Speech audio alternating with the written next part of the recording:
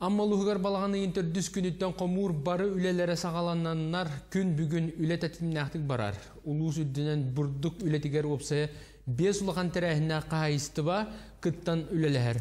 Ол күрдік бұйыл орыйын үддінен 300-500 гектар сірге торақта культураны, 200-200 гектарға сөйе ағылғын ұспыттара. Бұйыл бұрдық үніті ортотынан 1 гектартан 10-11 сантинері ұла олар.